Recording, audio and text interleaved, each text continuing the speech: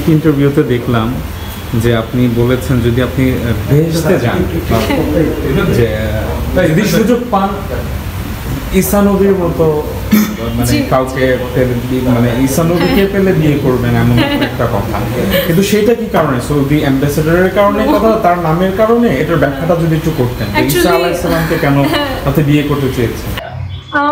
আসলে ঘটনাটা উল্টা। আমি যে সাবেক সৌদি রাষ্ট্রদূত ছিলেন, এখন আর নেই, তিনি তার চাকরি হারিয়ে ফেলেছেন। তবে যিনি ছিলেন ঈসা, আমি আসলে ওকে যে কারণে অ্যাকসেপ্ট করি বা আমার জীবনসঙ্গী হিসেবে পছন্দ করি, তার একটা বড় কারণ ছিল হচ্ছে ওর নাম ঈসা আলাইহিস সালামের সাথে মিলে। আমি যখন আমি জানি না এখনও দেখাই কিনা, তবে আমার শিশুকালে আসলে টেলিভিশনে ঈসা আলাইহিস সালামের জন্মদিনে অনেক রকম তার জীবনী নিয়ে অনেক রকম অনুষ্ঠান দেখানো হতো, এবং সেগুলো দেখে একেবারে হচ্ছে আমার শিশুকাল থেকে এক ধরনের ভক্তি তৈরি হয় ঈসা আলাইহিস সালামের জীবন সম্পর্কে। তখন আমার কাছে মনে হতো যে এই যে একজন নবী,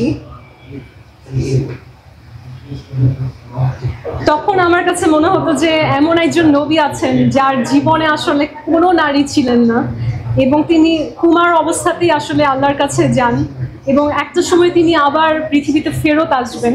তো আমার কাছে এই ব্যাপারগুলো আসলে অনেক আকর্ষণীয় মনে হতো, এবং মনে হতো যে আমি যেমন আমার নিজেকে আসলে একটা পিওর লাভ পাওয়ার আশায় বলবো হয়তো বা সাবকনসিয়াসলি, যে আমার নিজেকে এত এই বয়স পর্যন্ত আসলে আমি কোনো রকমের কারোর সাথে না জড়িয়ে নিজেকে আলাদা রাখার চেষ্টা করেছি। আমার কাছে মনে হতো যে আমার জীবনসঙ্গী আসলে সেরকমই ঈসা আলাইহিস সালামের মতো কারো হওয়া উচিত। সে কারণে আসলে এই নামটা আমি যখন শুনি আমার কাছে ভালো লাগে। শেষ প্রশ্ন এটা বলা যাবে না, সরি। আচ্ছা, আপনি যদি না বলতে সমস্যা নাই, যদি যোগাযোগ নাও থেকে থাকে বা থেকে থাকে, তার স্মৃতিগুলো আমরা দেখতে পাচ্ছি যে আপনি সবসময় বহন করেন।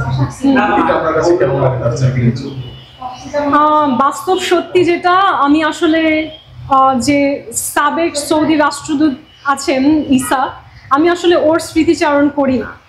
ইনফ্যাক্ট সবাই যে বারবার বলে রাষ্ট্রদূত, উনি তো এখন আর রাষ্ট্রদূত নয়, বরঞ্চ আইন অনুযায়ী এখন উনি একজন সাধারণ মানুষ, এবং আমার সাথে যদি তার কোনো আইনি ঝামেলা থাকে, নিয়ম অনুযায়ী এখন তার উচিত বাংলাদেশে এসে বাংলাদেশের আদালতে একটা স্টেটমেন্ট দেওয়া যে আদৌ তার সাথে কোনো খারাপ কিছু হয়েছে কিনা, এবং প্রমাণ পেশ করা।